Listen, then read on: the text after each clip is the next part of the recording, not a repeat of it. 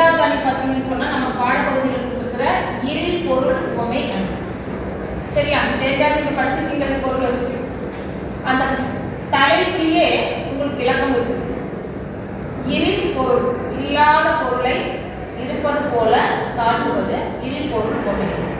விஷயம் அப்படி நடக்காது, ஆனால் நடப்பது போல என்னது காட்டுவது இரு பொருள் உவமை.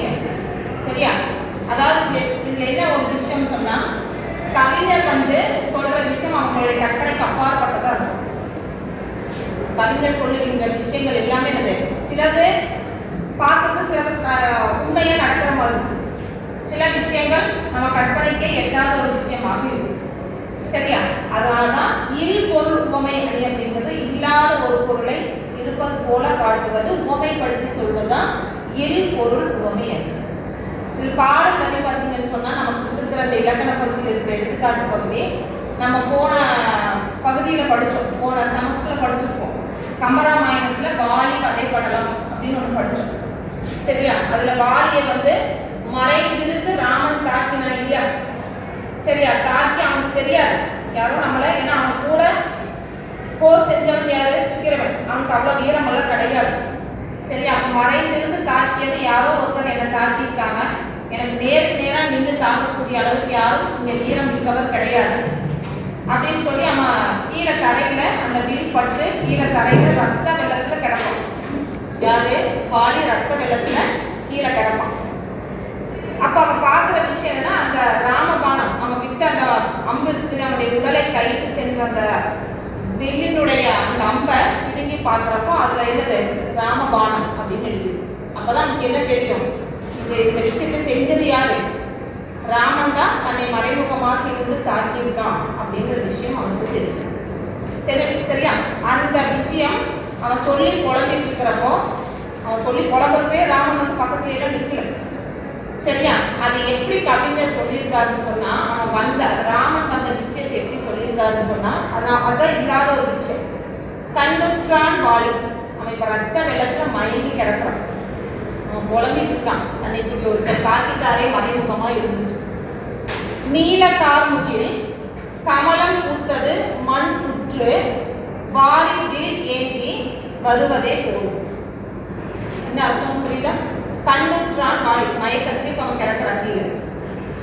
நீல கார்முகில் வானத்திலே இருக்கின்ற மழை பெய்வதற்கு முன்னாடி கருத்த மேகங்கள் எல்லாம் ஒன்னோட ஒன்னா சேர்ந்து ஒரு மேகமூட்டமா ஆயிடும், மூடப்பட்டுரும். அப்பவே நமக்கான அறிகுறி என்னது, இனி கொஞ்ச நேரத்துல மழை வரப்போகுது அப்படிங்கிற அந்த அர்த்தம். அந்த நீல முகில், அதாவது கார்முகில் பூத்திருக்கிற அந்த கார்முகிலுக்குள்ள கமலம் பூத்தது போல, கமலம் தாமரை மலர். சரியா? தாமரை மலர் என்பது எங்க பூக்கும்? தண்ணிக்குள்ளதான் பூக்கும். சரியா? ஆனா இங்க எப்படி சொல்லியிருக்காருன்னா, நீல வானத்தில் கார் மேகத்திற்குள்ள பூத்திருக்கின்ற தாமரை மலர் போல. சரியா? யாருக்கு முன்னாடி? மயங்கி கிடக்கிற அந்த வாலிக்கு முன்னாடி வரி விரி ஏந்தி, கையிலே வில்லை ஏந்திய வண்ணம் யார் நின்னது? கிட்ட வந்துட்டு இருக்கான். யாரு? ராமன் வருவதே போதும். இது ஒரு சம்பவம் நடக்குமா? சம்பவம் நடக்குமா? என்ன சம்பவம் இங்கு நடக்காது? இல்லாத ஒரு விஷயத்தை இருப்பது போல காட்டு. தாமரை மலர் என்பது எப்பவுமே எங்க பூக்கும்? தடாகம், தண்ணி தடாகத்திற்குள்ளதான் அது பூக்கும். ஆனா இது எங்க பூத்திருக்குதுன்னு கவிஞர் சொல்லியிருக்காரு. வாலி பத்தி சொல்றப்ப எங்க சொல்லியிருக்காரு கவிஞர்? எதுல சொல்லியிருக்காரு?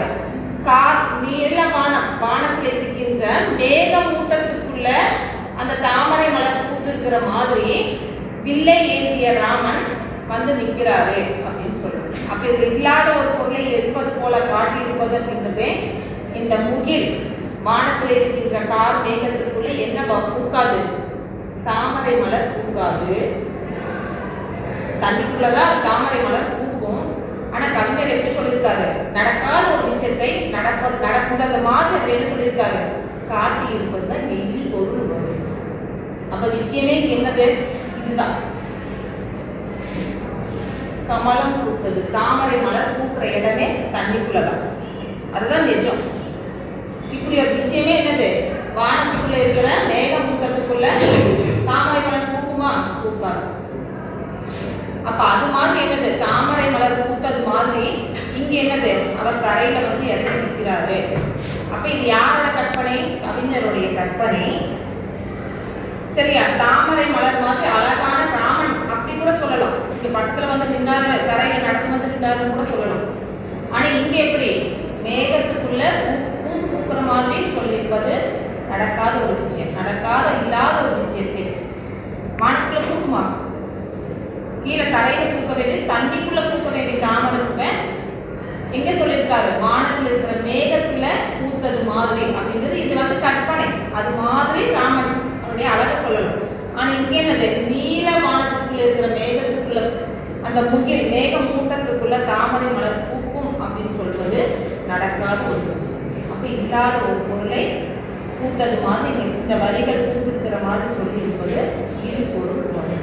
இல்லாத நடக்காத ஒரு விஷயத்தை நடப்பது போல எனது கவிஞர் ஏற்றி கூறியிருப்பது இரு பொருள் உவமை.